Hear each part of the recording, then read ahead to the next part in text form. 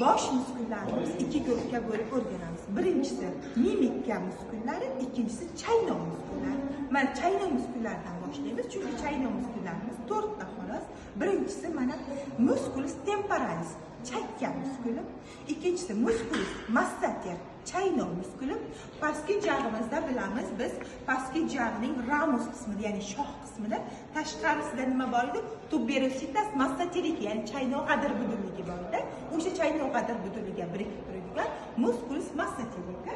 Endi ichkari tomonida esa ossifinidialisda 4-qismi nima edi? Processus ptergidius, qanotsimon o'simta edi. Bu ikkita plastinkadan iborat edi. Lamina medialis, lamina lateralis. O'sha lamina medialis va lamina lateralisdan tortilib, ichkari pastki jag'ning ichkari tomonida joylashgan tuberositas ptergidiusga tortiladigan ikkita muskulus. Musculus ptergidius medialis mana va musculus ptergidius lateralislarga bo'linadi. Tushunarli bo'ldimi? Demak, chaynov muskullarimizni eshitayotgan 4 ta ekan. Musculus temporalis, musculus masseter, musculus ptergidius medialis, musculus ptergidius lateralis. Ana endi bu chaynov muskullari edi. Endi nimaga o'tamiz? Mimika muskullariga o'tamiz. Mimika muskullari bu bizning yuz ifodamizni belgilab beruvchi muskullar hisoblanadi. Mimika muskullarimizdan birinchisi musculus epicranius yoki musculus occipitofrontalis deb ataladi. Ya'ni kalla usti muskuli. Birinchisi mana occipitofrontalis yoki epicranius, ikkinchisi musculus auricularis, quloq muskuli. Uchinchisi ko'zning aylana muskuli, musculus orbicularis oculi. 4-si qoshlarimizni yuqoriga ko'taruvchi muskul, musculus levator supercilior. Bu yerda ko'rinmagan, lekin qoshimizni tushiruvchi muskulimiz mana musculus depressor supercilior. Tushunarli?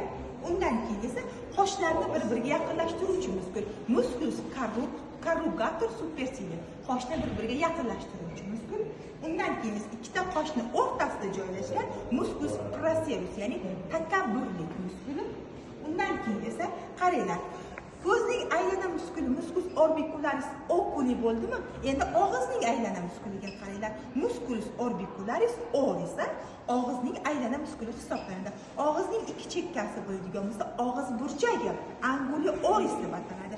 Anguli orisni mana yuqoriga ko'taruvchi muskul bor-ku, ya'ni og'iz burchagini yuqoriga ko'taruvchi muskul, musculus levator anguli oris.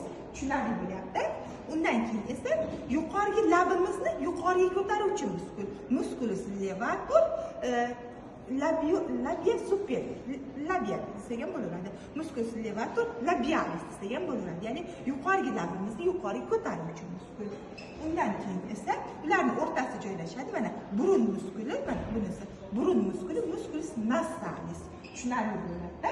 Endi qaranglar, og'iz burchagi nima deyiladi edi? Anguli oris. Endi og'iz burchagini yuqoriga ko'tardik. Endi og'iz burchagini pastga tushiramiz. Og'iz burchagini pastga tushiruvchi muskul esa musculus depressor anguli oris deyiladi. Undan keyin esa pastki labni pastga tortuvchi muskulimiz bo'ladi. Musculus depressor labi inferior deyiladi. Mana pastki labimizni pastga tortyapmiz. Undan keyin esa iyak muskulimiz musculus mentalis deb ataladi. Bu yerda endi musculus mentalisni o'zi berilgan, musculus transversus mentalis ham bor. Ya'ni iyakning ko'ndalik muskuli ham bor. Undan tashqari mana bu yerda labning davomi hisoblanadi lunch, ya'ni buccalis deyiladi. O'sha yerda lunch muskuli musculus buccalis bo'ladi. Bundan tashqari yana adabiyotlarda berilgan, mana bu yerda yanoqning katta muskuli musculus zygomaticus major, yanoqning kichik muskuli musculus zygomaticus minor. Mana bu yerda iyakning ko'ndalang muskuli musculus mentalis transversus kabi muskullar